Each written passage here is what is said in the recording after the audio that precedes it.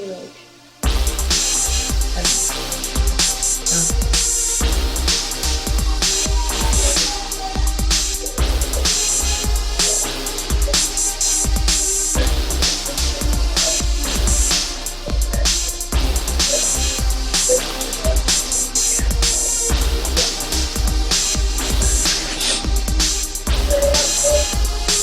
Okay, hey, welcome back. We're here joined by Sarah, the winner of Big Brother Canada 3. Thank you very much for joining us tonight, Sarah. Thank you for having me. It's an Yeah. honor. Yeah, I was supposed to introduce McCrae again. Well, I can't screwed get up a that. I'll bunch in have the beginning again. Well, Oh, yeah. it's all right. It's all right. Yeah, it's the nature of the beast. No big deal. Yeah. But anyway, hey, if you're watching live, thank you for watching live. And if you are watching live, share the link, retweet it, whatever, to get more live viewers, obviously. And if you're watching this off YouTube, make sure that you, if you don't subscribe, click that subscribe button and hit the thumbs up button and leave comments for us. What we're going to do today is we're going to break down Sarah's game. She had a fantastic game. It was interesting. She was a fan favorite very early on and continued to be week after week. It was a great season, and anyway, we're really proud to have her with us tonight. So. Absolutely. So sweet. Um, Just like I was such a super fan before. I love you guys to death. Two of my favorites right here. I'm just thrilled to be here with you you gave guys. us shout outs. Yeah. She gave us our first shout out. Yeah. I believe you're credited for our Yep. first live feed Which shout is out. so that's, big. That's such an honor. Such an I honor. should get points for that. Absolutely. So, We yeah, were giddy like- that whole day. I was I fucking don't- like on cloud 12. Yeah. I was fucking in the stars. I was so jacked.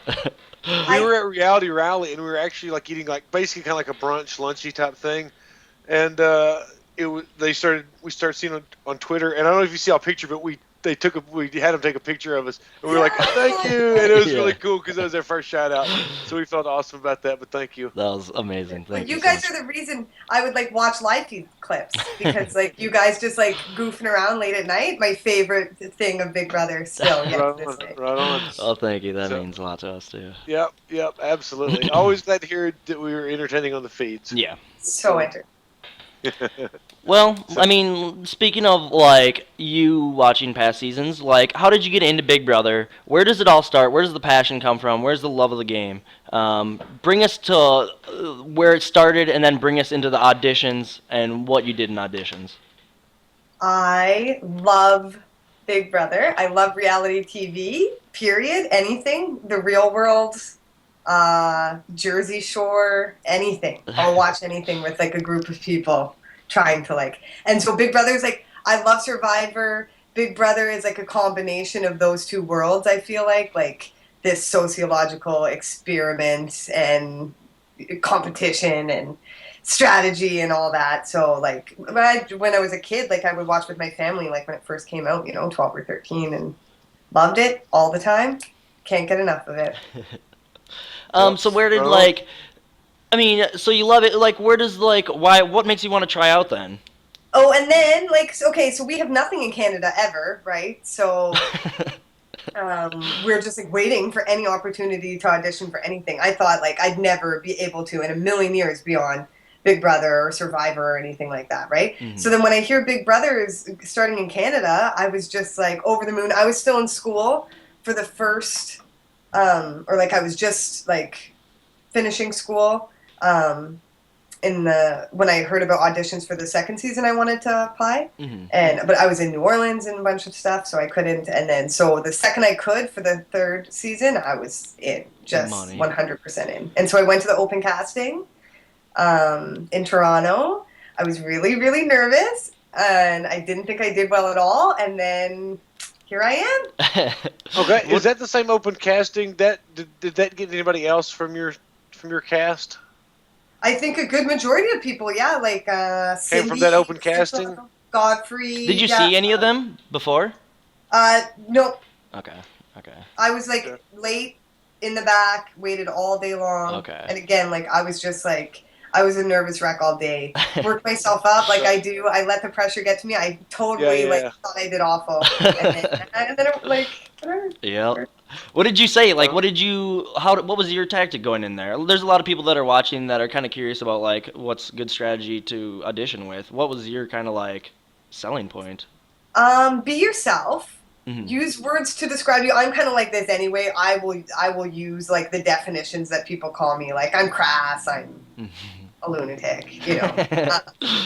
Um, I said I'm a feminist. I said I'm opinionated. I just said I was, myself. Hmm. And I think it was kind of clear. You got to, you be yourself, but also like have a thing and go with it. And don't be afraid to just be yourself like you would in front of your family and friends when you're having a really good time and just like yeah. going back and forth. Assume that they already know who you are and just kind of roll with it. Yeah, absolutely. Yeah, That's pretty yeah. good. I think that's great advice. I always tell people to don't act like you act at church or something like that. Act like you act around your closest friends. Hmm. Act Yeah. like the people are people you already know. So look, Yeah. excellent, That's excellent. actually really, yeah, that's 100%. I never thought about it like that, but that's kind of like just go in there and be like, yeah, what's up? How's it going, everyone? Yeah, Yeah. Duh. yeah, Yeah, that's yeah. So, like, you make it through the process. You're walking in. Let's start from there. Like, what is the first kind of few moments in the house like? Oh my God. I was just like, I couldn't, because there was nothing in there. And yet I wasn't like coming down off cloud nine. I was like, no, who cares? Like, Hmm. there's no stuff. It didn't take like until a night of sleeping on the floor for it to just even, but it was yeah. so cool. Like, I was like, sure, whatever. It's Big Brother. I can't believe it. I was just like, and those first few moments was like terrifying too.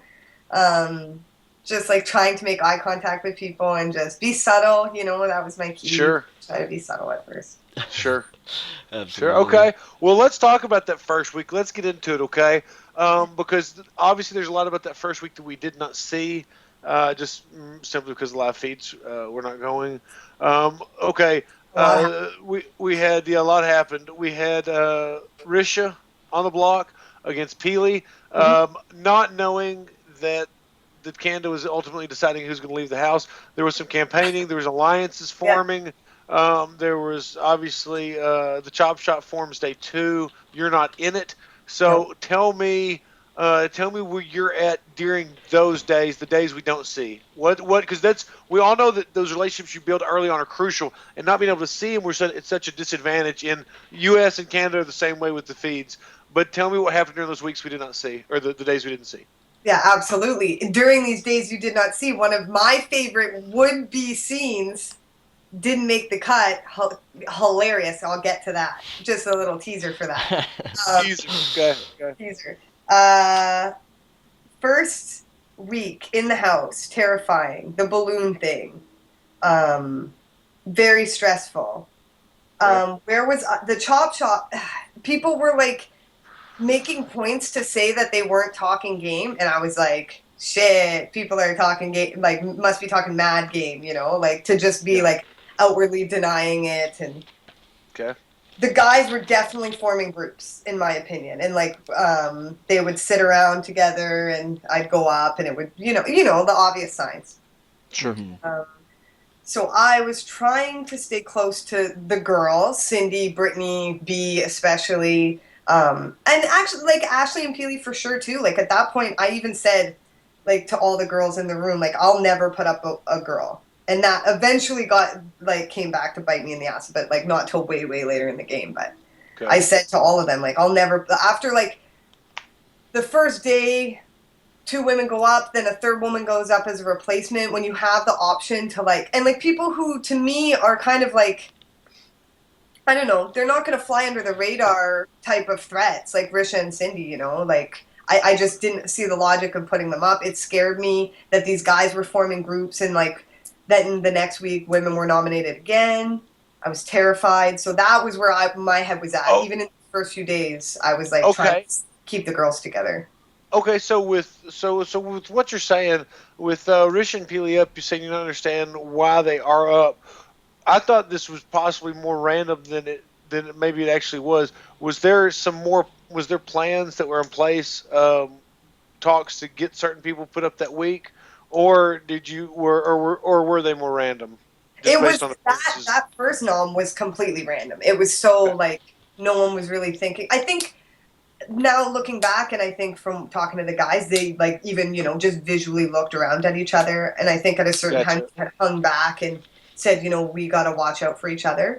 So I think Okay. that had maybe a lot to do with it. That they weren't going to put each other up. Gotcha. Um, Gotcha. that might be the Okay. obvious thing. Okay. Okay. So, you said you can basically tell that the guys are kind of clustering. I guess would be a good way to put it. As you could tell, they were kind of working together. There's at least communication going on, and they were being obvious about trying to hide that they were not that they were actually talking game by saying they were not talking game, which is pretty transparent. Yeah, and Who?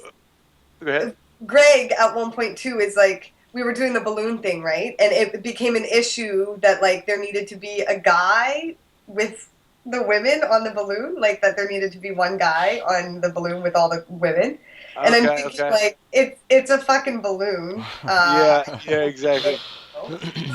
Retrospectively looking at it, and quite quickly I realized, he just didn't want us all getting together and talking. That was like the scariest thing for him, and Okay. I knew that Okay. quickly I was going to be a target if that's like what scared him the most. Okay. Since it's going to play a role later, and this house guest will be a thread in and out of your game for a very long time. When did the distrust for Bruno show up? Was it this Right first away. week? Was there communication problems right away? You say? Well, yeah, like because I just knew he was smart is all, and I knew like when you come with kids, you're playing the game differently, right? Like you're Yeah. playing to win. You've come to win for your family, and I know how much he loved his kids. And I said right off the bat, like I know this is different for you, and if you want to like vent ever or talk to me about that type of stuff, and I could just tell. Same with like someone like Willow, they had their guard up for those first few days. You couldn't Yes. get a read Okay. on them at all. Okay. And I'm pretty good. Like that was my thing. I was going to read people, and the people I couldn't read, they scared the hell out of me. And Bruno was one of those people off the bat. He didn't say much at all. Like he didn't talk at all those first few days. Okay. Very. Okay. Well, let's push through. It's obviously the first real twist of the season that Risha is voted out by Canada, and Peely stays to fight another day. Within this time, Cindy has made herself a huge threat by her mouth and her competition win. So we get into the next week. Bobby, who is in, are you aware of Bobby being one of the members of the alliance that you're somewhat aware of at this point? Well, I know he. Or Oh, wait! I almost forgot the best scene, the not okay, the would be scene. okay, Greg. okay. Okay, at a certain point, we made a pact. When it was when Cindy and Risha went up, the rest of us made a pact saying whoever doesn't win veto or doesn't get themselves taken off will vote the other person out, just to like keep us safe if one of us went up after veto, right? Okay, okay, And sure. so that was the pact, and we referred to that as the pact. Then at a certain point, most of us were kind of like, maybe we'll go against this pact, because we kind of felt maybe pressured into it. We were all in the same room. How can you say no when people are throwing that maybe Sure, stuff sure, there? sure. And Risha was looking like, like great to work with and smart. And um, uh, Peely was like also like working with people, you could tell, very smart as well. Smart in like a loyal type of way that was scary. So, people were thinking of that. Greg was getting close with Risha, so he really wanted that. At a certain point, he came into the main bedroom. Everyone's in the main bedroom on different beds. And he went, Peely is on one bed with me. And he goes to our bed, he looks at us, eyes us up, goes across the bed to Neha and Johnny and Willow, and just starts like frantically like whisper yelling that we should all change the vote and vote Peely out. And Peely is like terrified, and we're right there on the bed. And he just won't stop. He goes from that bed to the other corner of the bedroom and is like, guys, it's best for my game if we keep Risha, right? And now everybody's like, oh, they're coming back from what they thought. Like we're definitely Yeah, keeping Peely now, right? yeah, Peely's like freaking out. She says, like, Greg, can we talk? He's like, not now, Peely. I'm busy campaigning against you. yeah. See, well, like that is a very funny story, but it's also like Greg for Greg's game, it's tragic because, like, I mean, like a week that he did not need to do anything, no campaigning, no And then nothing. Keep your that, it mouth was shut, sad. lay back, and he puts himself out there as like somebody's wouldn't like call the shots and But he was really, really working. He play was hard. doing work. He was Exactly. doing I work for love sure. Greg. For That's sure. so No, great. dude, I love him too. Greg, He's yeah. fun as hell to hang out So with. great. And in the house, he was a Dangerous. funny character. Yeah, I and don't, yeah. dangerous too. He had like he was smart, and he knew too. He was one of the ones right off the Well, bat who was like, I'll say Mhm. this, yeah, he probably could have been very dangerous, but at least he wouldn't sneak up on you. You'd know if Greg was coming after you, for sure he kind would. of the same way I did. I'm kind of a bull in a So china shop as well. no, absolutely, absolutely. Okay, well, hey, let's get to the next week then Right. with Bobby being HOH. Tell me what did you know where did he fit into this alliance that you were aware of, or were you not sure where he fit when he I was knew HOH? I knew he was part of something big, and I just figured it was this guy's thing. At this point, I'm thinking the Chop Shop is like the men's alliance minus Kevin and Johnny, which is kind of what it was, plus Willow and Ashley, Mhm. which I didn't really know, but I knew that they were with me at the same time. So Bobby Okay. just refused to talk game. I slept in the HOH room a couple times to, try to see if he would talk a little bit. We were all sharing beds at that point still, so I was like, perfect. He would take his mic off, so he couldn't talk. He'd be like, yeah, I'm Okay. tired. That's awesome. It pissed me off so much. Nothing frustrated me more. I'd be like, okay, Bobby, we'll talk in the morning. That's a smart First thing in trick. the morning, he's up, checking the weather, making the coffee, just irritating me to all levels. But smart, right? Like I Yeah, just, very, I very smart. but I was. He said, like I like you. I'm not going to put you up, and That's all I. At that point, that's kind of all I needed to hear. Mhm. Well, that really was all you need because this could have been a pivotal week for the Fembots. If you look at it with Bobby winning HOH, Brittany, Kevin go up, Kevin come down. I mean, what if you'd have gone up? So that relationship with Bobby was very important that It's week. close. Yeah, Yeah. absolutely. Yeah. And Mhm.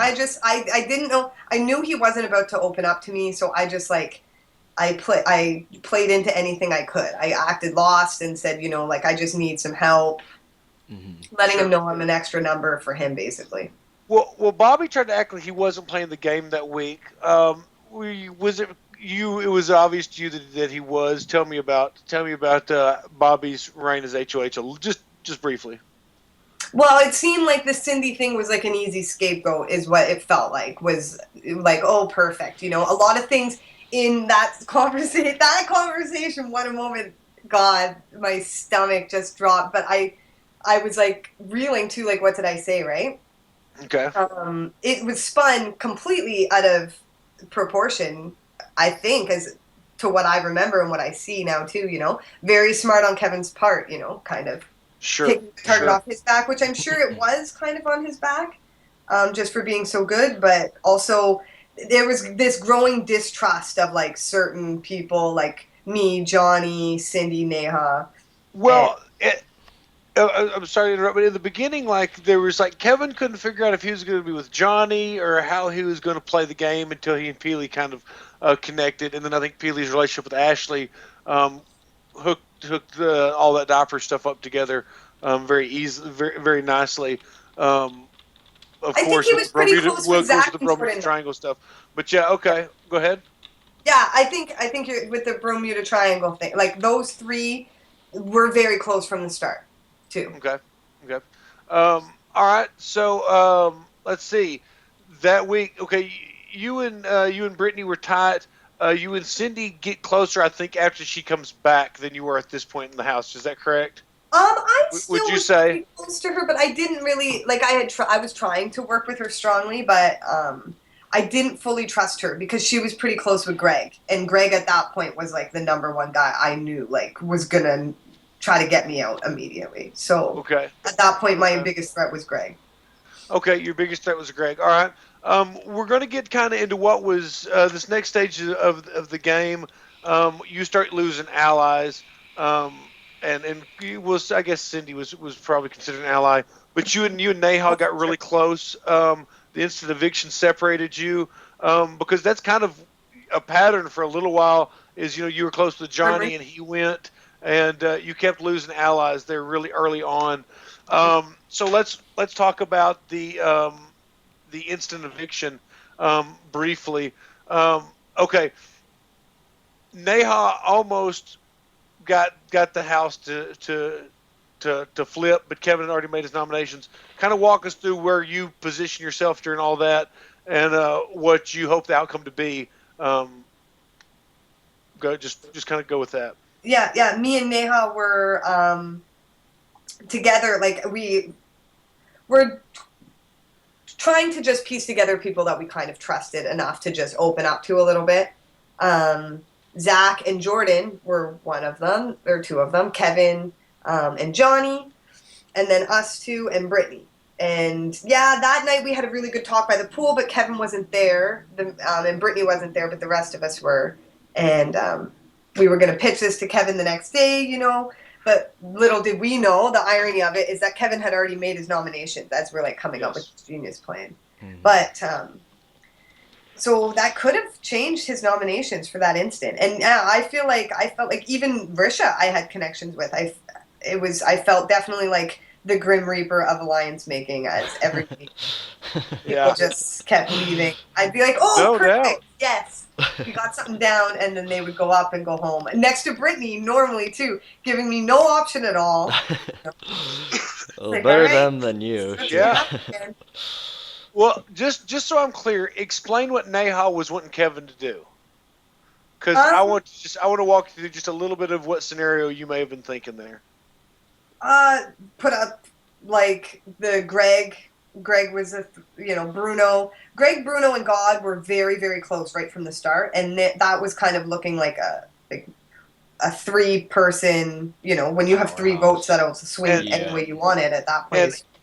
Sure. And how did the votes was Neha trying to get the campaign to get the votes to work out to be? Who was she wanting to have to vote out Greg to leave it this time? I would guess. Oh, like before Kevin had it would have been like me, Brittany, Johnny, Kevin, Zach, Jordan, and then Zach and Jordan had Jordan said that Godfrey would just do whatever. And Zach said that Ashley and him were getting really close, and that he thought that that's okay. That's kind of what I wanted to ask, because I knew that, but that was an interesting time in your game, because to be able to start trying to work with Zach, knowing there's a large alliance in the house, trying to get Greg out, you have to basically show a lot of your cards. You know what I'm saying? And you showed a lot of your cards to the majority of the house, and it was all for naught because it didn't work out, even though Zach did want to take out Greg because he was wanting to take the chop shop apart. Exactly. Yes, it would have worked out in your favor, but where things could have gone from then, who knows, with Neha still in the house and the chop shop apart. I would have assumed she'd become a big target. Obviously, I think she'd become a huge target in the house. But it would have been interesting to see if things had played out that way. But okay, it didn't. Neha goes. That's another ally of yours that drops out. Well, finally on day 15, Brittany wins HOH. This is the gear. Y'all both win it, actually, and she passes up. We have a fan question about that, McCrae. Do you have the Twitter handle? Yeah, it's @BB3_everything. They ask, Sarah, if you had taken HOH instead of Brittany the week you both won the Switching Gears comp, who would you have targeted? That's a great question, because everybody thinks that like me and B, like that people said that her HOHs were my decisions and bullshit like that, which couldn't be further from the truth. I would have, by that point, once I saw Greg's kind of like reaction to something, I knew that he genuinely would be open to work with me. I knew that he was like an adaptable player. So Bobby was Bobby was a vault, and you couldn't even get information from Bobby. You couldn't even talk to Bobby. So that I knew he wasn't like ever going to work with me. So I would have tried to get Bobby out that week, to be honest. Okay. So you would have targeted Bobby. That's very interesting. Very interesting. Okay, good to know. That was a good question. I'm glad that one got asked. All right, let's see. Back to Brittany's HOH. So this is the first time you've kind of got a little bit of breathing room because you've got an ally and some power. And obviously we've got Bobby Kevin. What's that? HOH-itis. Maybe a little bit. Maybe a little bit. Yeah, yeah. Well, this is when the fans started seeing the queen bee in the diary room. She started just let that queen be, and it was good. It was good. I love Brittany. She was one of my preseason picks. Like I just knew I was like, this is a cool chick. Yeah. I was like, she's gonna do it, and I was right. She did it. She was a great ally for you. Y'all, Fembots was an amazing alliance. I could be more like happy and proud of myself for just recognizing in her all her strengths, like as soon as I did. I was like, this girl's from Calgary, she's a model in New York City, and she did it on her own, and she's so young, and she's just like acts like it's no big thing. Like she's got it what it takes. Yeah. She was awesome. She was awesome. Okay, this is the week. This is the spool veto. That something sucked for you, didn't it? Let's go. Let's talk about that one a little bit. Like unwrap that. Was an awesome competition. That was fucking insane. I don't think that was an awesome one. I think that was like fucking torture. It looked like. It was awful, and we came out and we were like dressed in goofy costumes. Yeah. Willow looked so adorable. She was in like this like pink cushion thing. And the floor was painted, and everyone was like, yeah! And then we saw buckets on the floor, and I was like, oh my god, you gotta be kidding me. And one spool would have been That seems something. recent. That seems reasonable, definitely reasonable. 3. Doable. 3 spools are gonna be fun. No, and it like combines spinning around, plus like if you're claustrophobic, it involves you just being squeezed a lot, McCrae, like it was awful. Good And because this is the thing. So you needed to do it tight, so it didn't knot up. Mm-hmm. But if you did it too tight, you were screwed because you were dying. dying. So. You die. How was that not the most panic-inducing? Like, I mean, we saw that it was the most panic-inducing thing, but how did they not like rush inside with like jaws of life and just crank it open like? McCrae, that's very sweet of you. Oh no, because I'm thinking about it from the producer's standpoint. It's like this person's gonna die. Like this is a liability. I was like, oh my god, and because the thing is. I was like, okay, just if you keep moving, then it'll be off you. Just keep moving. But you couldn't, like I physically couldn't, because then it would make me nauseous. And then when I started to throw up, it was just like awful, spooling around. Like, just a joke. Oh, that sounds so amazing. I love the costumes, like every single competition. I should have known and learned. I always would love the costumes, and I'd get in them, and I'd be like, look how cute. And then 15 minutes later, I'm crying and just like weeping in the goofiest looking hat. Oh, it's so good. That was entertaining. That was an awesome comp, and it was amazing that Johnny won it. I was not expecting him to win it. Pulled it out. Like I said, this is a really good day for you in the House Day 15. Like I said, Brittany's HOH, Johnny's got the veto, and you are able to get Greg on the block and get him out of the house at the next eviction. So moving forward after that. The next week is going to be a little bit more difficult for you because you just kicked out Bruno's main man, and now he's HOH, and you and Johnny get put on the block. How did you handle getting put on the block the first time and against at the time what was one of your closest allies? I kissed a whole lot of butt. I bit my tongue as much as I could, and I just kissed ass, and I was just like, yeah, I just want to work with you in the future. That's it. I ain't mad at you. I said that multiple times. I just tried to be like goofy. At first, when I found out I was going up, I obviously did everything I could. I know that it was the first time I had vocalized to anybody other than Brittany that I was really scared of Zach, Ashley, Kevin, Peely happening. And I said to him, there's a faction within this house that's going to be unstoppable, And then I always use that line as if he said it from then on out. But he agreed with me, at least at that point. But he said, the whole house wants this to happen. That's when I knew that my little thing, because after Neha goes, we try to still keep that alliance that we made by the pool, but with Brittany and Sine in that group, right? But when Bruno puts us both up and says it's what the whole house wants, I know immediately that Zach and Jordan are like the driving force behind this. Yes. And that they don't care that our alliance is officially I know now for certain that it's bogus. So. Okay. Sure. So I think Well, go ahead. I just made sure that Johnny, every time Johnny campaigned with people, I just checked in after, and I kind of let him do his own thing. Now, how was Johnny campaigning? Refresh my memory. What was his promise or his target that he was there? What was his claim to keep him over you? He used the Girls Alliance thing and said, played into that because I think that was already going around the house is that I was Sure. to create this thing, which, honestly I was. Good. And so he used that. And then also we had a conversation one night because I wanted, I knew that Johnny was probably going to leave because he scared people with the spooling around thing and how strong he was at just being able to. Is that what it was? Winning that veto scared people. They thought, damn, if he turns it on, he could really be competitive. Because I've met him, he's bigger in real life than I thought he was going to be. He's taller, and I mean he's athletic. Like Johnny's, he seems like somebody that could definitely win some comps. He's a force. Oh, he's absolutely a force. He did really well in all the comps. Damn it and spooling around, he killed them. He was really close in Damn it, and it was such a hard comp. So we knew, and he was like Neha in the way that they were going to do anything to win the game. Johnny said at one point he'd give up $100,000. Those how bad do you want it, where you have to Sure. say how much. Johnny was like, I'd put down 100,000. So it's we know this guy would do absolutely anything to win, and so he was very intimidating. He's a force to be reckoned with, and it sucked to be on the block next to him because I wanted to just work with that, because he really was. He was a beast in comps, and then I think people knew that with game set match, had it been any other type of veto, he would have won it. He just when he wanted something, he just got it done. Okay, yeah, no, that's.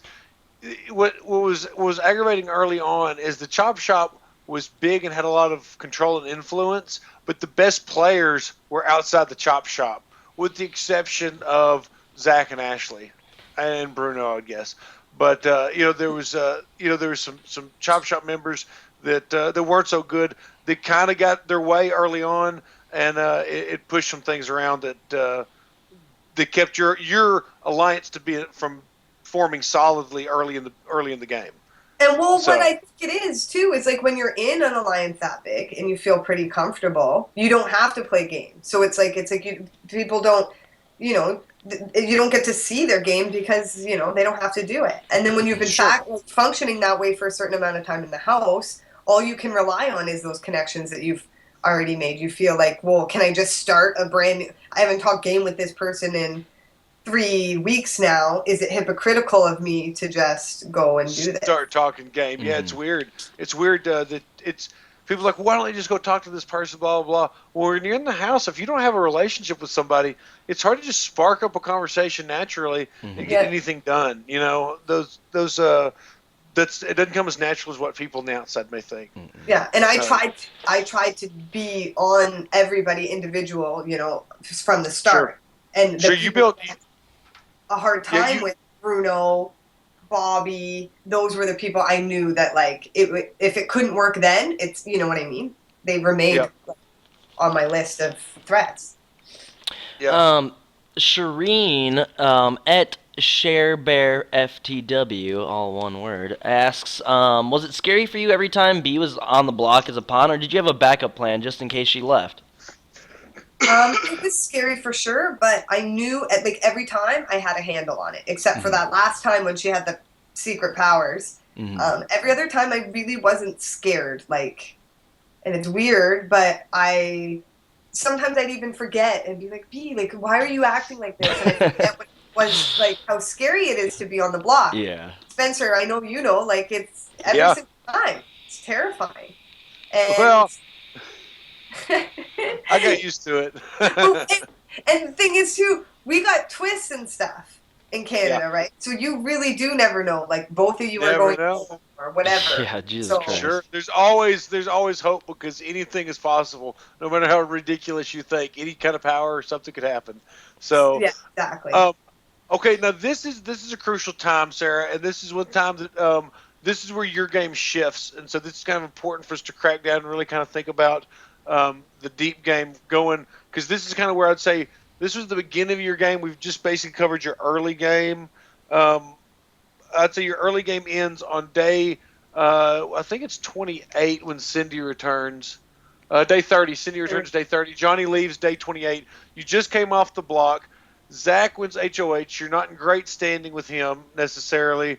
But all of a sudden, Cindy comes back in the house and she got a lot of information. I think this is a turning point in your game. This is, I'd say, where the middle part of your game really starts. And I would kind of like to talk about that. Talk about talk about Zach winning HOH, what you were thinking, and then Cindy coming back in the house, being told about the chop shop, and where the game went from there. Zach winning HOH, I was terrified, but I played it off really cool, as if like this thing I still believed in. And I did think that he was probably not going to gun after me first, because I was still downplaying myself like decently then. Cindy coming back. Were you Bruno was onto you pretty closely, or was that just the Bruno Sarah thing? No, yeah, you're right. I mean, I think maybe I'm giving myself more credit for that than I right away. I was kind of like, shit, Sarah, like you're talking too much. I should have just shut my mouth. But sure. But for people like Zach, I don't think Zach really was that intimidated. Kevin too, because I don't know, just more like things in common. We just had a connection, and I think JP had a lot to do with that. I'm thankful for that relationship. Me and JP were close. And I think for as much as, like, we'll talk about this in this important week, the Cindy coming back week, JP was a solid ally of mine, but numbers-wise, I knew he wasn't. Sure, y'all had the BB3 Jason and Danielle alliance a little bit, so to speak. And that was very important. I mean, you never know what relationship is going to keep you safe week to week.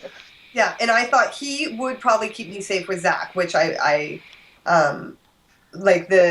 would try to, fill each other in. And I thought he knew that, like, at least I would do whatever I could to keep, JP happy, even though he probably thought he was, like, manipulating me a little bit, which was fine at that point, right? Sure. No, right on.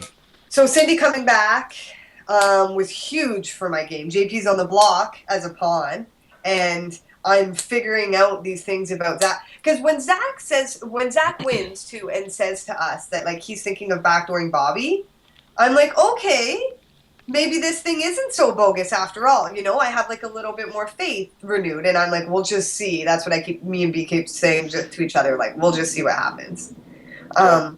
He puts it all in. It seems like it's going to go that way, right? Cindy comes back before the veto, and he starts acting scared, like now isn't the time to make the move because someone's coming back into the house. Mm-hmm. And I just immediately write this off as bogus information, like that he's just using this now. And he never wanted to do it in the first place because he's in this alliance with them, which I will later find out is the chop shop. So he's saying to me, like, now's not the time to go after Bobby and Bruno. And I'm like, but they're coming after you, no? And when he says that he doesn't think that they are, I know that they're working. That's what I'm like. Okay, well, if they're not coming for you, then you're working with them. That's working with them. Exactly. Yeah. Why would they not be coming after Zach? Yeah, right? Exactly. Doesn't make any sense, of course. So when he tells me, like, Sarah, no, we're gonna go after Godfrey. It's a safe bet. I'm like, fuck, Brittany, we're fucked. And I said to her multiple times, like, I don't know if we're gonna be able to get out of this now because this is bigger than we thought, And Jordan's on the block. Cindy's here now. After God's speech, she's like, well, no, this even happens. So I talk to Jordan, and I say to him, like, I think something's going on here we don't know about. And I know Jordan is, like, a genius. And, like, socially a genius. He knows this game inside and out. I know that there's no way he's not putting this together, too, about the Zach thing, right? And he's not freaking out like I am. So I'm like, oh, man, he's in on it. I don't even have Jordan. If I don't have Jordan, who do I have? Yeah.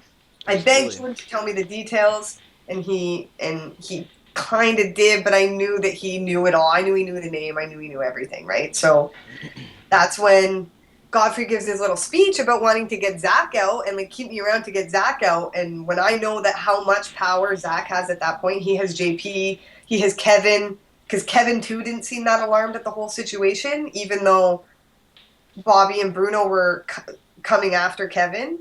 So it sent off a whole bunch of red flags. Cindy said to after Godfrey's speech, like, I want to keep him around now. Like, if he's going after Zach so hard, this is perfect. We'll just sit in the middle.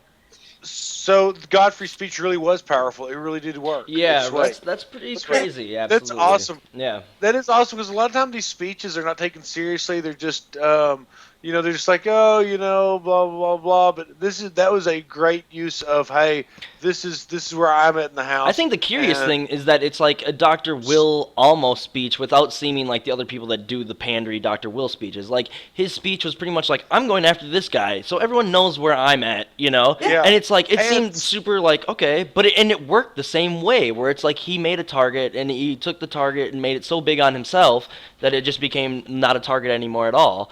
Like, absolutely. That is, you gotta give credit where credit is due. That was cool. That really was. People discount those speeches so much, and people don't use them. Like, as a fan, it's so frustrating to see people do shout-outs or whatever during the speech where they're supposed to be pleading for their life or what have you. Like, if you listen to the if you listen to those speeches, they're giving away so much information, like nominations, veto speeches. Like, they're doing it for a reason. They're trying to make their intentions known, and if you listen hard enough, they're right there every single time. They're right there. Yeah, well, you can't. When you're at a time where you've got to make a plea, you've got to expose. You've got to show some of your cards. If you're going to make a plea like that, if you're just going to play it safe, and not reveal anything, your speech is not going to be compelling enough to change any votes, like it did for Godfrey. So that people started really thinking about JP. This was a fantastic time during the game. It, as a viewer, I was giddy all day, knowing that Jordan was going to go. Yeah. It was awesome. I love Jordan. I love seeing him play, and I would have liked him to stick around. But man, a fucking big old blindside was exactly what I wanted for breakfast. It was like awesome. The first time it wasn't going to be this, like, this is what the house wants bullshit, which means this is what, I guess, the Chop Shop plus their various, like, side alliances want, which was, like, just even at that point, there was just a number of us who weren't in that, right? So it was frustrating, I'm sure, as a viewer. And this is another interesting time in your game, because you've got to work with Bobby and Bruno to pull off this JP blindside. And that is, again, if you're going to work with somebody, you've got to show them a lot of cards to expose where you are. You had to play a very honest game. Like, people knew where you were coming from. You had to come straight at them, because there were so many times that you literally depended on people from across the house to help you advance. And, like the Neha thing didn't work out, but this is a time where it really did. And with JP going, it weakened Zach to some extent. And the Diaper Alliance that you were aware of, but you were aware of it, but not by name, obviously, correct? Right. No. Okay. This is actually. And I didn't know JP was as close to. Well, I mean, I knew he. Yeah, I did actually, to be honest. This is a really, really good question, and it's right on target. At XIG_bar_13 asks, Sarah, tell us more about telling Kev about the JP vote. It didn't get showed. He said you told him an hour before the vote. We didn't get to really see this. What happened? So like I said, when I went to Kevin and JP about Zach not wanting to backdoor Bobby and how that raised a lot of red flags for me, neither of them seemed that concerned. And I had mentioned to Kevin that, I didn't trust JP too much, just to see where his head was at. And he really seemed to think quite high, like, know everything that was going on in JP's head. He wasn't concerned about where JP was at all. And again, that raised red flags for me, because I thought they're acting fishy with, like, the, volunteering to go up on the block and having this kind of, like, fake backdoor plan for Bobby, which I guess now reading, it wasn't that fake. Like, maybe Zach was actually thinking of it, but at the time, to me, it just seemed like it was all just phony, just put on so, like, to make us trust them. So I didn't tell Kevin, and I knew that we weren't going to get his vote, because I knew that him and JP were so close, probably two of the closest people in the house. And so, I needed to keep that relationship. I knew that if I didn't have Kevin at least on that other side that I was screwed. And me and Kevin really did have a good connection right from the start. And he was like so level-headed. I knew that like I could talk game to him at the very least, be honest and open, and he wouldn't just like go and blab it if it wasn't going to be beneficial for him. Mm-hmm. So I really wanted him to stick around, and I didn't want to lose his connection at all. So I told him an hour before the vote that what I was doing, so he knew he could trust me going down the road. And I said to him like, knowledge is power. That's the reasons why. One thing while we're kind of at this area, because here in just a second we're going to move into the week where she leaves, where Cindy comes back in and really changes up the game with her knowledge and that she gained at the sequester house. What would have happened if Neha had come back in for your game? It might have put a huge target on my back just because it would have been so clear that we were working together. Okay. I don't know how much I could have distanced myself from Neha. But you know, I think like this, I think the JP vote still would have happened, and going forward, I mean, you have no idea, right? Like, had she won, had she not won? Okay. What about and I guess Johnny? I mean, like I said, you were stripped of so many allies early that competition of having a returning house guest come in. You know, the odds were in your favor to have an ally come in, that's awesome. No, absolutely money. Absolutely, yeah. No, 100%. Even Greg, I was like, Greg would be. It's the first time I've ever heard. And he would have come back in and gone right for the chop shop. He would have come in for the chop shop anyway. So you'd position yourself in a no lose situation with any returning house guest. I mean, that's really pretty awesome. You know that was not going to bite you, and it didn't. It helped you. It got it weakened the other side the first week with Jordan going home, and the next week revolving door, Cindy goes home again, and that's another week of safety for you. You know, so that's wonderful. Let's go into that. We just flipped the house. JP goes home. Peely, who is in the Diaper Alliance, just lost an ally. I don't assume you trust her to play her own game, so she's listening to Kevin, I guess, whom you just told recently that JP's going. So what are you thinking during this time that Peely, before her noms, what are you thinking about? Well, and also, too, like, she's very close with Ashley, so I thought that they would all kind of, and obviously Zach was making a lot of the decisions, I think, for that group of people. I think they all, would talk it through. I agree. So it was like they were going to share this HOH. I had hoped, though, that, like, I had made strong enough connections with Peely and Ashley that had either of them won at that time and ever, that for their personal game, I understand that there's people in their alliance that I was going after, but forever and throughout, for their personal game, coming after me was never the smartest. You know what I mean? It was sure. I was never going after them. So use me to your advantage. There can only be two people at the end. Keep me around as a number for you. Yes, that's brilliant. Like, why go after me? There's no need to. Obviously, that's the. I mean, it's almost like a well, duh. But at the same time, it's not. Like, it's a brilliant argument when you're down in numbers and there's a major alliance that's got power, and the one that's actually in power that gets the decision maker, that's the one that you've got to appeal to the emotion to their game and try to get them to not put you up because there's no need. Play that there's no need, and it's a very smooth week for you because this is the kind of thing where your game excelled. You had very little, especially during this part, the beginning to middle part of the game. You had very little control or influence over the HOH other than the personal relationship you had.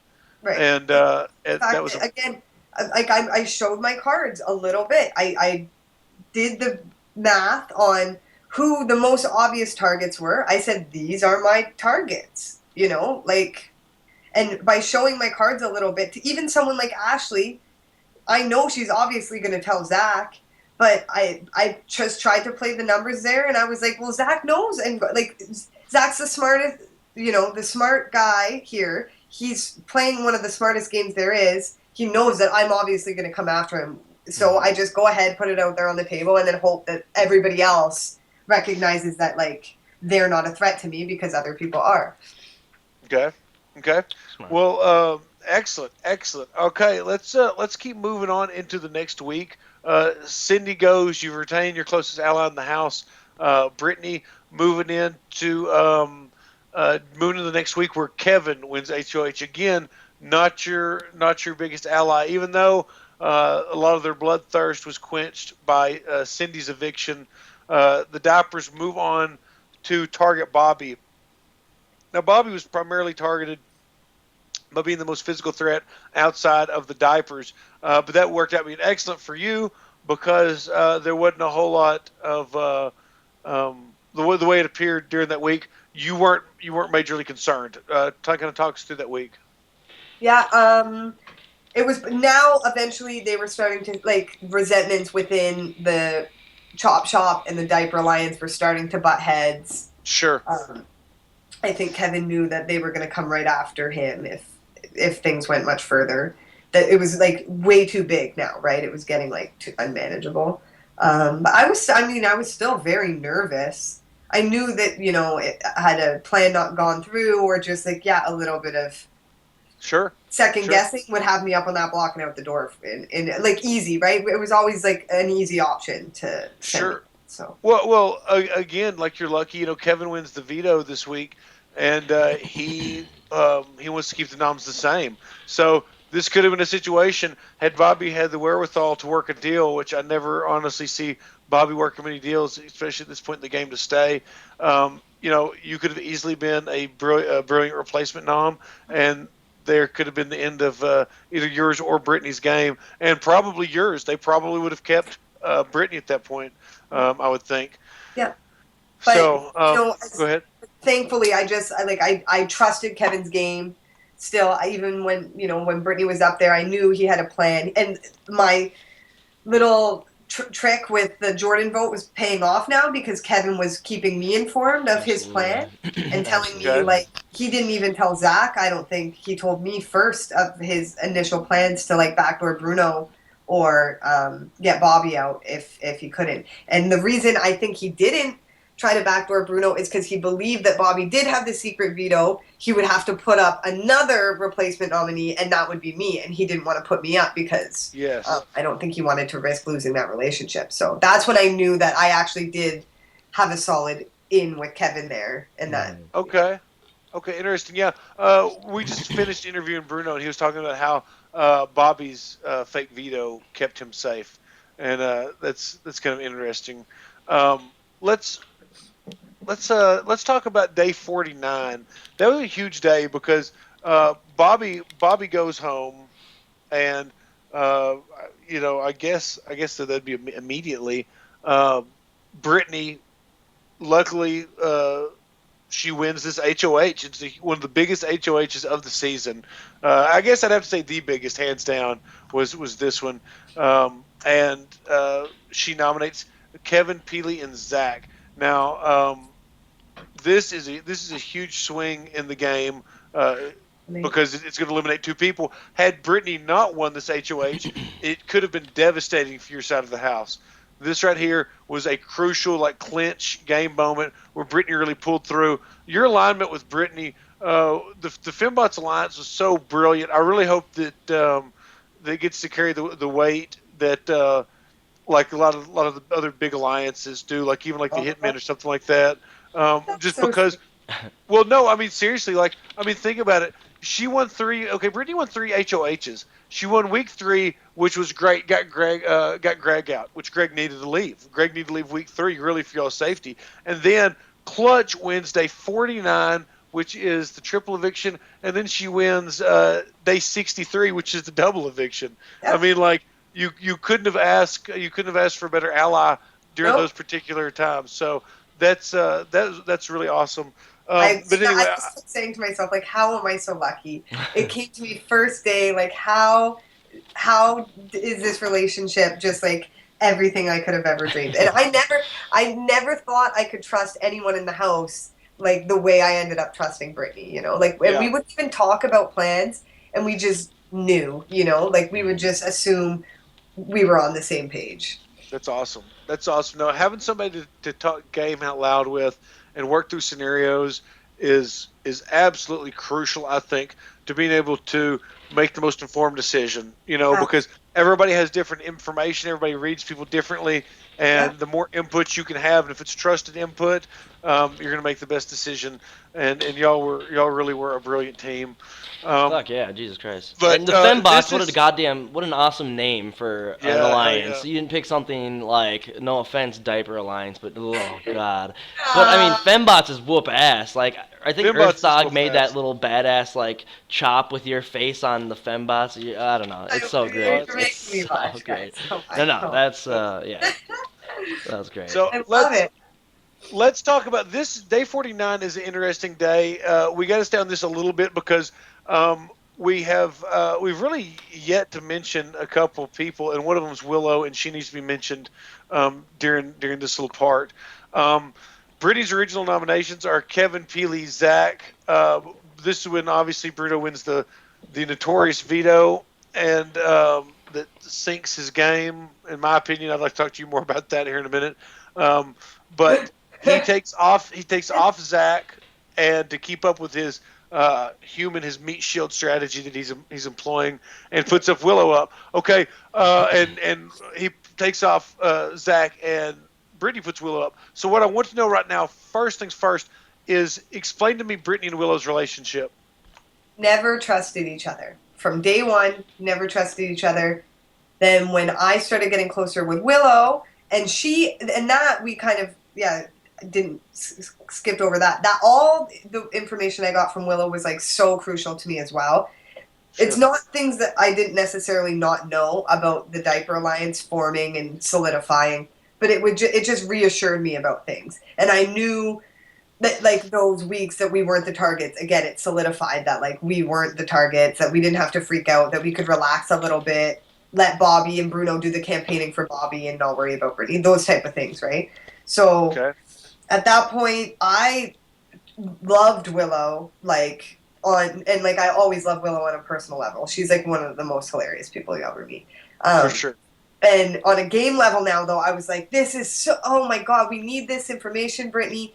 And Brittany never tried, and she would always say, like, I don't trust Willow. And I'd be like, well, I don't trust Bruno. Like, we can't trust any of these people. How do you trust Bruno more than you trust Willow when Willow's giving us all this information? Like, she would literally walk from a diaper gang meeting and come see us and tell us everything that they just said, right? Okay. And so I said to Brittany, like, we need, first of all, we don't trust any of them, but we need numbers. Like, you can't play this game alone. Sure. This is what we have to do. Take it with a grain of salt, then don't open up to her.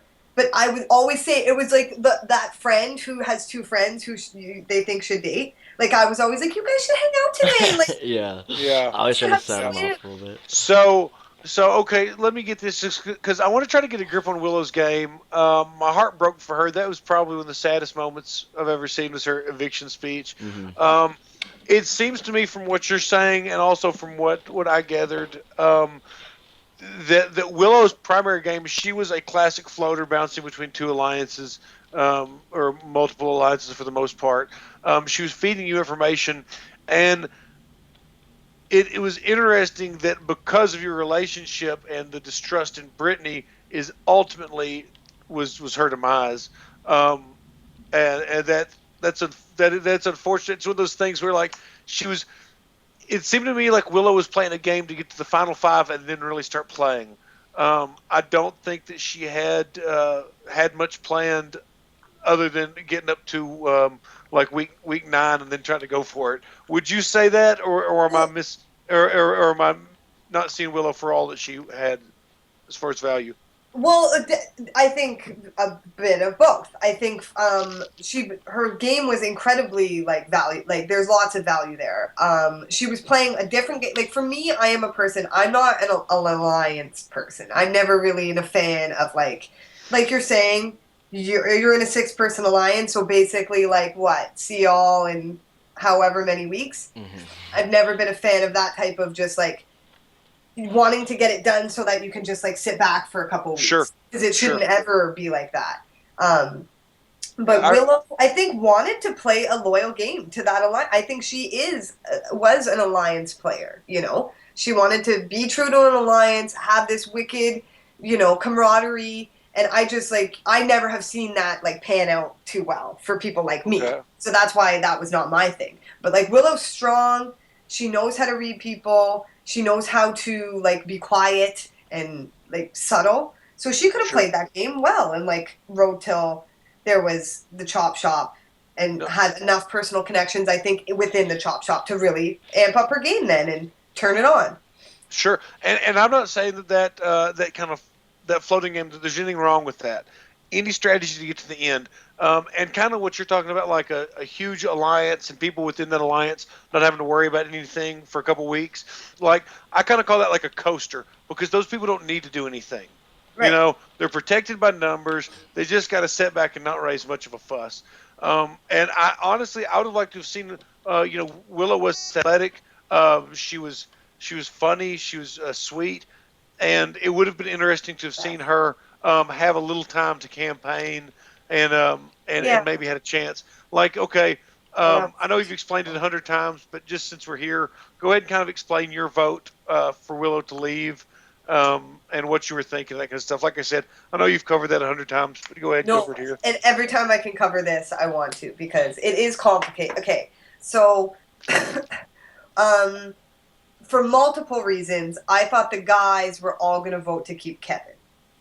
Because, during that fight, Bruno's saying to me, she wants to keep Willow because all the girls are sticking together, blah, blah, blah. So I'm thinking, okay, well, that's what Bruno's pitching. And then, Willow herself was devastated. I said, I'm going to go try, babe. And she said, I already tried. It's over. And her speech, pleading and begging, I thought, and not for a single second did I even remotely question the fact that they were keeping Kevin. I don't know why. Okay. My head was racing at was it's going to be 3 votes Kevin. Ashley's going to vote for Peely. The only way I can salvage this is if I get 1 vote to Peely. Otherwise, Willow and Peely go. And then we've really made a mess of this whole situation, right? So I'm looking at Godfrey, and, we're walking around, everyone's pacing around. I say to him, Peely, and he says, Peely, we sit down, we do the vote, and that's what happened. Okay. All right, interesting. It's also fucking confusing. Even for days also confusing. Sorry? Also what? I said it's also confusing. I would have walked in there and I'd have panicked immediately, just because it's oh my god, because you're trying to double think everyone else, trying to outplay them, and it's this is a voting system that we've never really seen before. You're voting to keep them. I don't know. It just seems like it'd be fucking insane. Sarah, would you say that you pretty much just overthought it? If you had to do it all over again and could just take a breath, you would have just voted, to keep her? No, I thought the emotional vote was to keep her. I didn't for a second think that they weren't going to vote to keep Kevin. Even for days after, I didn't believe that they didn't vote to keep Kevin. Okay. And I knew that God, if I could swing, that I could probably swing God's vote, because my perspective of God's play was that he always wanted the stronger person out. Okay. Gotcha. Kevin was a threat, So I knew, there's no way God wants to keep Kevin. Maybe I can swing God's vote. But I knew that God and Brittany were on the Willow out vote. You know what I mean? Okay. I didn't think I could convince him to keep Willow. All right. There were certain things, and the tie situation came into my head briefly. There were certain things I knew that Brittany didn't want Willow there, God didn't want Willow there. I gotcha. Zach and Bruno did. As far as I was concerned, I was shocked. Even for days after, I didn't think that Bruno and Zach voted to keep Willow. I thought they were lying to me just to mess with me. Really interesting. That's crazy. That was probably the saddest moment in Big Brother. God, that was the worst. I think I've ever seen. And I witnessed Judd's first double eviction. I witnessed Judd's first eviction. That was sad. Yeah. Willow's was heartbreaking for sure. It was awful. I was devastated for days. I was a Willie fan for sure.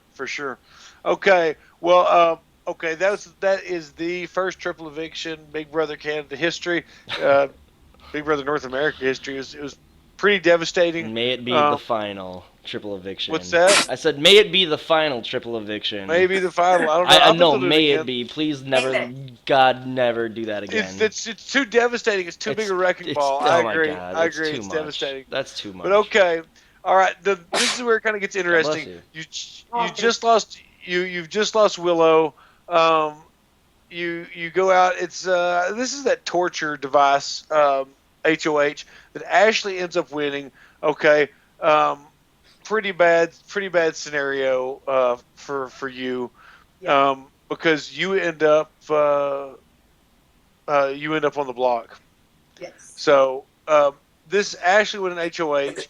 Tell me, like, we all know how the week ends up, but that's really irrelevant at this point, because I want to know what you were thinking when she wins HOH, and kind of walk me through, get me all the way through veto and after, like post nominations. I knew I was going up immediately. I knew I was going up if anybody, but God, maybe Peely won. But even Peely, I thought for sure that they would tell her to put me up, and Okay. that she would probably be convinced of the fact that I was a threat to them as a group. Okay. I knew I had to win veto. That was the thing, though. Like going into veto, when me and got her up there, B winning veto was obviously the best scenario, and we were so invested in that idea, because Sure. then Ashley would have to put Bruno up, and it was like a sweet way of redemption for the week before. We were like, yeah, this would be perfect, and that was our dream plan. But then I won, very bittersweet, obviously, Sure. because B has to go up in my place, and I know that. And the thing was too, I was being told I wasn't the target that God was, but I knew 100% that I was. Yeah. Yeah. No Yeah. doubt. No doubt. And then but then I kept it cool, because I didn't want B freaking out, and like there was nothing we could really do. And then when she was up, I knew that she was probably the target, but we were just like, we just tried to be like, no, it's God, and just do everything we Sure. could to campaign. Sure.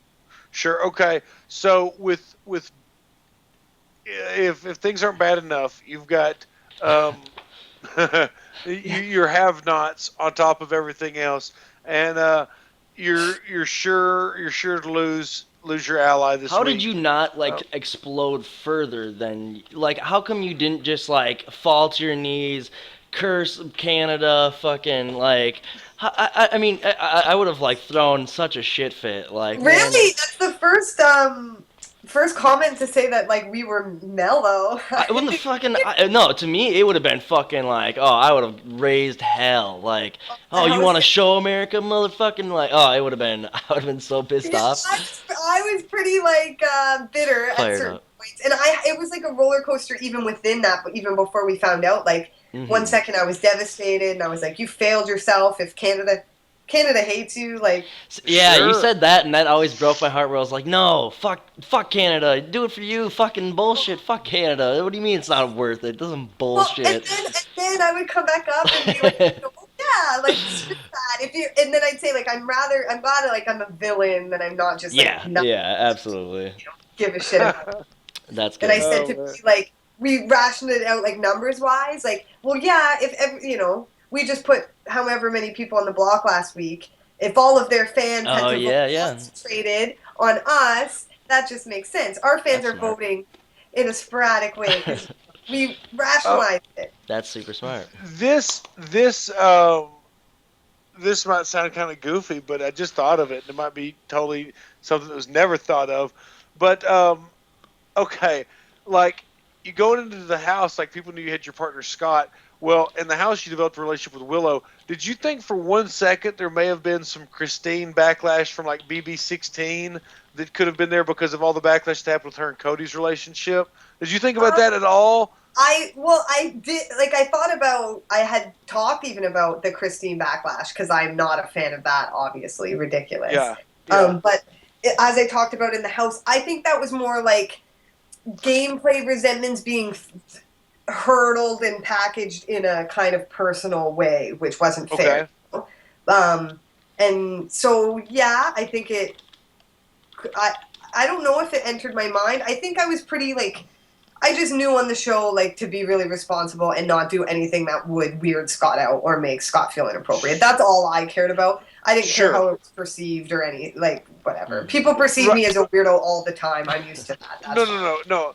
Fair enough, but knowing that Canada voted for you to be a have-not, I would just, I can no, imagine. honestly, no, that never entered my mind. What entered my mind was that I was a wreck about it.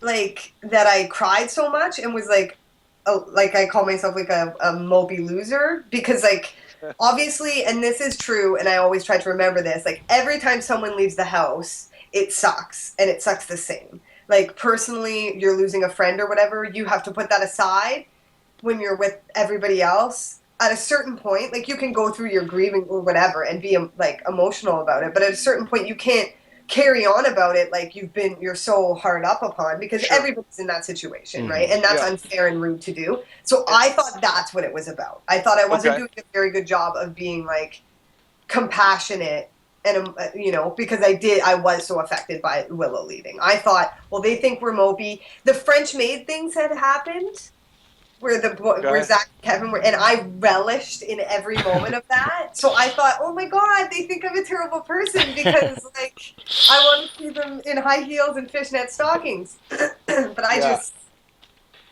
happen to be a fan of that. And but how does that turnaround feel? That turnaround, like, oh my God, Canada loves me. I'm Canada's golden child. Felt more like a dream. Like, the whole experience was a dream, but that was just. Oh yeah. Well, like, let's slowly kind of get to there, because there's stages of this have not power, and as it comes into play, okay, you are a have not. You're still going through all the slop, the sleeping situation, that kind of stuff. But however, you do have the opportunity to play this challenge against Brittany, and one of you will receive some unknown power. She ultimately gets it, and tells you that there's something she can't tell you about. What did you think? Did you have any initial ideas? I know, like I said, I know you've talked about this before too, but please tell me kind of what you may have thought. I know that there's limited of what she could tell you, because you did campaign for her sake this week. So you hard, absolutely. So, and it was hard enough that and it was obviously unnecessary, but you didn't know that. So, like, what did you think was going to happen? What did you think that she had that you need to campaign so hard for? Hour by hour, it changed. I thought double safe, like, pull it down, like the exact scenario was. I thought that multiple times. I also thought, though, that, like, it was something like you couldn't use, like, you couldn't use it until, like, the week after. But you had to know, like, her demeanor changed. Like, there had to have been, like, subtle hints, like, body language, all this stuff. I believe that you fucking knew. I bet you're intuitive enough to fucking know what's going on. I knew sometimes, and then she would talk about, like, if I'm here next week, because she had to, right? Like, of course. She had to, yeah. And then I would wink, lose my wink. mind. And she wasn't winking. She wasn't. I was like, you could be making this so much easier on me. Honestly, I think she liked it just a little bit. Oh yeah, there's probably some fun in that. Sure. Definitely some fun. She fun wants to see how, like, upset I'm gonna be. Watch you swerve a little bit. Watch you swerve. She's very smart too. She was probably trying to, and it was blatantly obvious. I was terrified sometimes. I was really, and at the same token, I knew that, this was our moment to figure out where people's cards laid. Like, if we try our hardest here to get B out, and they're like, we knew where those girls were at after that, right? Like, we knew exactly where everybody was at. Bruno was the glue. We talked through scenarios as if they were, like, in the future. This is what I thought it was too. I thought maybe she got to pick the next week's HOH. Okay. So, because she was acting maybe like she would still leave, but that, like, I would be okay in the future. I gotcha. Well, okay. During this time is where you and Bruno really y'all's problems really started to bubble up. Kind of tell us about that argument and just that relationship at this point in the game. and why it was so heated. Were you afraid of him? Was he afraid of you? How did you view his game? How did you think he viewed yours? And just talk to me about Bruno right now as a threat to your game. Yeah, I think it was both. We were scared of each other for sure. We were playing like the exact same game, like almost. So just making like the logical going by week to week. Who's your biggest threat personally, and for whatever reason, like. I know for me, I'm less physical, so mine were more physical than his were, Uh-huh. because he could compete. Like I think he was less threatened by Zach, let's say, because he felt like Sure. he could compete against Zach. And so it was like, even though we tried to work together, we knew that logically it was best to get each other out. So it's like we could never trust each other, because when we put each other in our own headspace, it was like, well, obviously the clear target's you. How can you trust somebody when you know their best move is to get you out? You know. Yes. Yes. No, absolutely. No, y'all actually did play very similar games. I mean, if you consider that Bruno, I mean, he lost Greg and he lost Bobby. He should have allowed himself to lose Zach, I would say. Very similar to your Neha, Cindy, Johnny losses early in the game. You kind of rode the middle and played very deep social games. So yeah, Yeah. up until that point, I would say that y'all did play very close games, and to be afraid of each other would have been wise. And obviously you were on to each other. So let's get on to that night when Brittany stands up, uses the power, and puts up Bruno with with Zach and says Zach's a pawn. Now you had the chance to win this power and didn't win it. Had you won it, what would your nominations have been? Who would have they been? Who would the nominations have been? Same thing. And I would have Same tried thing. Okay. same exact thing. Yeah, like me Exact and same Bruce thing. would know Exact that same thing. Okay. 1,000 Okay. times Great. whether we thought it should be Zach first or Bruno first, and we both that's what we both had come to. So Got you. Got you. Got you. Okay. All right. I was worried that keeping Zach around with Ashley, keeping that showmance, would be dangerous. But why weren't y'all afraid of that? Why was? and we just and here's I'm glad with we had tunnel vision for Zach for so long, and like yeah, the showmans, that group of Sure. people. But then at that point, it was those three very close, and then Bruno and God very close, and Bruno and Zach very close. Bruno and Ashley had a really good relationship too, ever like from day one, and it was like the chop chop thing, right? Okay. And so we felt Bruno was kind of like the glue, like where Zach maybe was the obvious threat. Bruno Okay. was like that behind the scenes, holding everyone together. And at that point too, you like we couldn't even talk game without Bruno. Like Bruno was there always. He was so good during those Sure. weeks, you Sure. know. So we What? were like, it'll loosen things up. And then we had God, right? Had we got Zach out, it would have just brought those four, I think, even closer together. Okay. Like Okay. those Ashley and Peely, I think would have gravitated towards Bruno and Godfrey, whereas Godfrey came with us at that point Okay. because Okay. Bruno wasn't there. Interesting.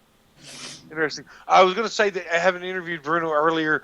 He said that this week, had the have not power not been in play, if I believe this is the week, and McCrae, correct me, he said he would have sent Brittany home, and if Noms, I guess it'd say the same if you didn't win the veto, or even with Godfrey being on the block, send Brittany home, and then Bruno and Godfrey, you would have been alone and in the middle Oh versus yeah. Ashley and Zach. And how would you have played that middle situation had you gotten there? Had this have not power not taken place and Brittany had gone, leaving you in the middle of a Bruno Godfrey, the Black and Brew alliance, and Zach and Ashley, what would you have done? I still won HOH. Well, I mean, like I was about to say, you can't. It's easy to say, yeah, with the HOH, of course, that helps. But what would your game plan have been? Just say you didn't have Brittany. You do okay, yeah. I don't know. Can I you reverse engineer that because you still keep nominate Zach and Ashley, so that would have been seemed like an obvious. But you might would have gone after Bruno and Godfrey at that time. I don't know. um. I think splitting up those numbers since I was alone would have been probably most pertinent. It depend if I could have finally sat down and had a conversation with Bruno. Um, Okay. had I not won, just like hoping that like Godfrey was a good relationship for me, and I would have helped ask Godfrey's help on getting Bruno on my side a little bit, Sure. and Okay. he really was keeping us together, even though we would have little blowouts. We still always like would sit down because of Godfrey. Godfrey would say, "Listen," and we knew too. Like I would just keep stressing, this is the logical move. We can't play emotionally. It's Sure. a numbers thing, right? So if you guys Gotcha. don't have me, your odds of being able to work the numbers go down, and you just have to Gotcha. hope to win HOH, right? Okay. No, That was certainly. always mine. And and that's no, that's absolutely true that you do have to hope to win the HOH at this point, because when you get to the final four, your strategy doesn't matter. It's all about comp wins. You can Yeah. kind of have an idea who you want to be in the final two with, but it's all about comp wins at this point. So Ever go ahead. at that point when I was nominated by Ashley, and it was because of my social game, that's what I kept stressing. I was like, "There's nobody here to socialize with anymore, so I'm not a threat. I'm just Okay. myself." Gotcha. Okay. So right on the heels of your of your HOH, uh, where you get a lot of good blood on your hands by sending Zach out. Um, it's a double eviction. Your girl Brittany swoops in, wins Yeah, that HOH, gets Peely out. This is when Ashley starts having this killer veto streak. yeah, I guess it happened the week before, when Zach left. But yeah, right. Ashley is a spooky opponent at the end. Three Oh man, vetoes in a row is insane. I mean, terrifying. really, that is awesome. That is awesome. When you So don't okay, talk, you go know that ahead. you're going home if you don't win it too. All that pressure and to still pull it out. Oh my god, I was so impressed. Absolutely. Yeah. Like, yeah, she said that when we interviewed her that getting the visit from home or from her mom was a huge morale boost that really Oh, helped her kick into high gear that's there, and that's really pretty incredible. That's a nice little bonus to have to help push to the end. Um, so okay, well, Sarah, our game talk is going to wind down a little bit because, like I said, we're just basically into comps now. Because we said that Brittany wins this next double eviction. Peely goes home, and then we're down here to the final four, where it's going to really snowball. Because again, day 63, you win your next HOH, and Yeah. it's a huge one, but it's out of your control. Veto's the only thing that matters this week, and yeah, and Brittany goes home under your HOH. So leaving uh, you, Godfrey, and Ashley, which is really an incredible final three. You both got there, or all three of you got there at such different routes.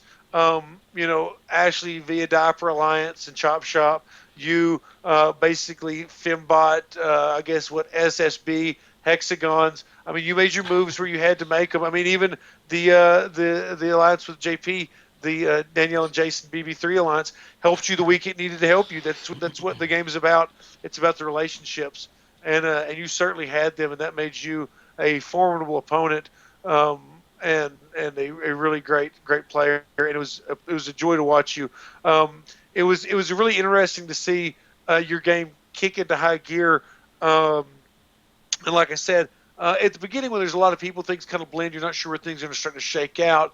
But right around the Cindy coming back, like I told you, I feel like that's kind of part of where your middle game starts, and that's where you really start to shine. You're starting to show as being very strategic.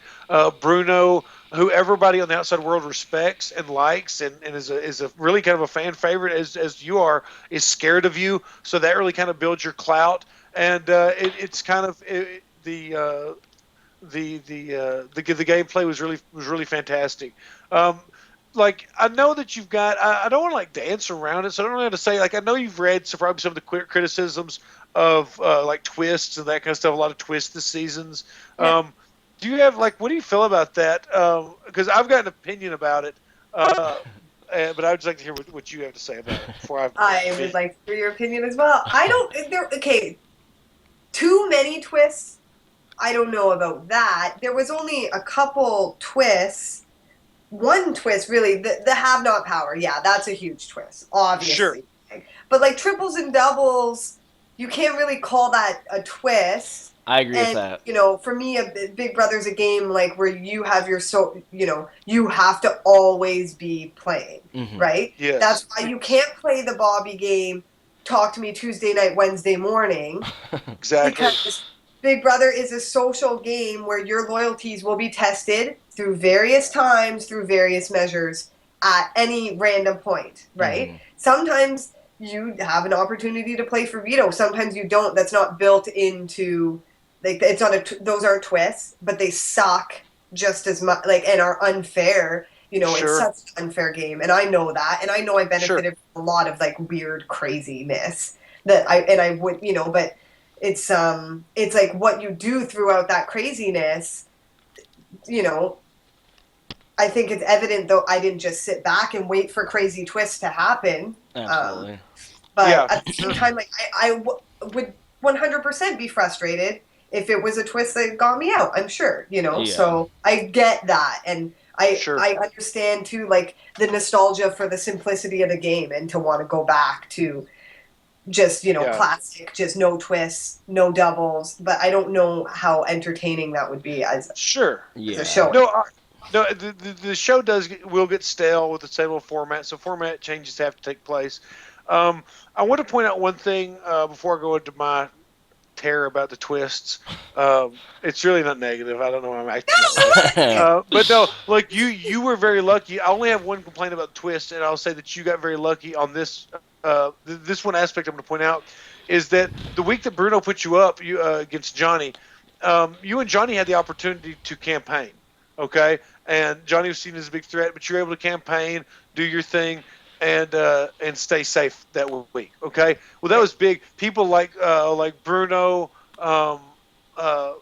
Willow, let's see who else, Kevin. Like these people did not get a chance to campaign. Neha, yes, certainly Neha. And it would have been fun to have seen some of these people get the chance to play. Oh now my that God. being said. I don't doubt that for a second, and how frustrating that is. Sure, but sure. That's like the double, triple thing. I would agree that the double or the instance is awful. Like that sucks. Instant sucks, and the thing is that it became a staple for Big Brother Canada. They did it in the season one, they did it in 2. You can only expect it to happen in season 3, and so like stuff like the instant or even the. I mean, it's tough. It's so tough. So y'all don't consider the instant double or triple a twist. You just triple is pushing it, but triple was surprising. Yeah, for sure, and a twist. That's a big one, right? But I is the idea that like you could just randomly be chosen, so that you better have all your ducks in a row, like all your relationships always in play. That is a Big Brother staple, Big Brother Canada staple for sure. Absolutely. Okay, absolutely. Well, like I said, man, your girl Brittany won the triple and the double eviction HOHs, so those were two huge, two huge HOHs for your alliance to be in control of, and y'all really march through the house. I think it's fantastic that. I think it's fantastic that y'all were able to stick together so closely. Would you ultimately have taken Brittany final 2? Any chance? Yes. At a certain point, I started playing my game with that in mind because I knew. I don't know if I did it because I was like emotionally attached to Brittany, but I convinced myself that she was my best and only option, and that I wasn't going to do it without her. And then at a certain point I was like, I don't deserve, like, she had done so much for me. I just didn't think that I could do that to her and not take her. And so but to scapegoat me for that, because I knew that I probably couldn't, I started to do things that I thought would like put me just that step ahead. Okay. Well, I want to start wrapping it up here. I want to ask, since we're down here at the end of the line, the end of the game, I know that you didn't win the final HOH, so you're at mercy. I've been in that position. That is a sickening feeling when you don't win the either of the 2 rounds of the final HOH. Okay, did you convince Godfrey to take you with him, or was that part of your did you convince him to take you and I stay away did. from Ashley, or did he honestly feel like it was just in his best game because of all of Ashley's friends on the jury? And to add to that, what do you think that when we ask that same question to Godfrey, what is Godfrey gonna say? Interesting, because Yeah. Godfrey told me that I convinced him. Okay. Okay. That I got into his head like that because I wouldn't shut up, and I got in there, and that he had made an agreement with Ashley that he was going to take her. He had been Okay. telling me, and I know, and like whatever, yeah, I don't know. It's funny that I don't know what Godfrey said, but I know in my heart of hearts that he, at a certain point at least, for a good chunk of time, him and Ashley had this deal, and that he was loyal to that. Like he Okay. kind of like got a little reclusive from me, and I was eavesdropping. I heard them a lot in the final 3-4 days, and I know that they were both really planning on taking each other. So when I lost both those comps, I was devastated, and I was like, I Devastated, sure. need to convince them, Yeah. and I I know think I that did. feeling. Yeah. No. Okay. That's awesome. I'd be that really is fantastic because that is.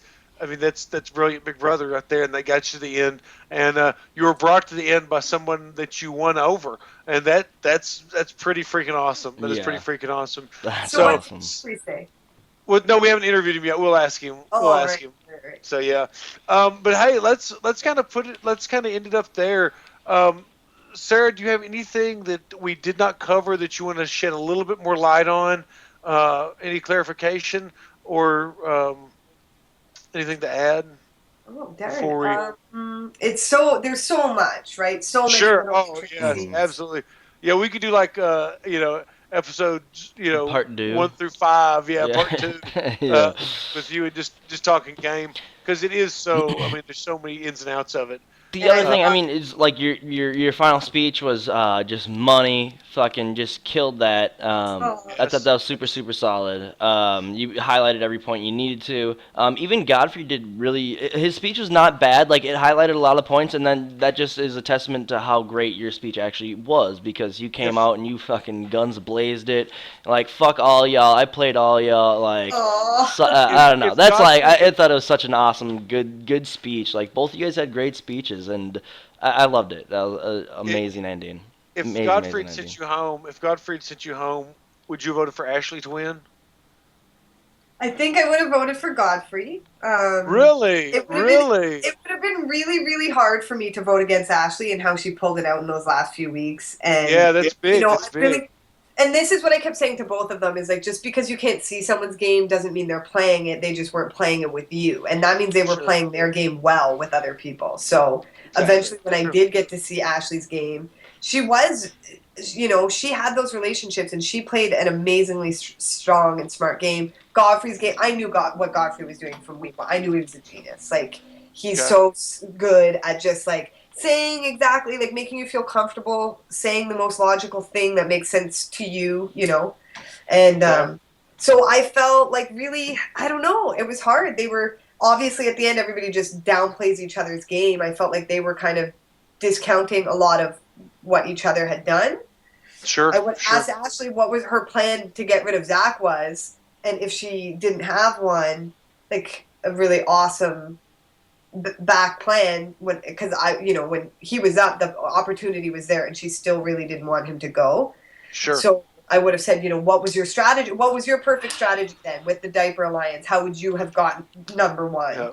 Well, And I don't know how she would have gotten there, but her intentions were to take Peely final 2 and get rid of Zach at some point.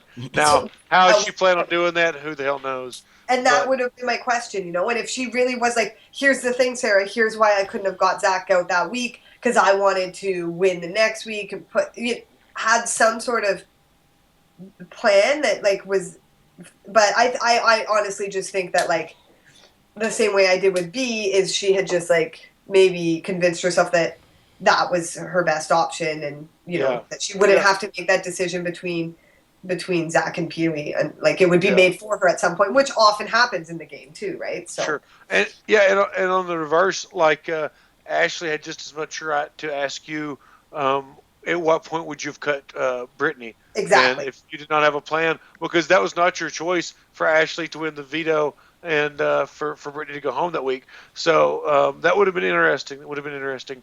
Exactly. Well, Exactly. all right. Well, hey, go ahead.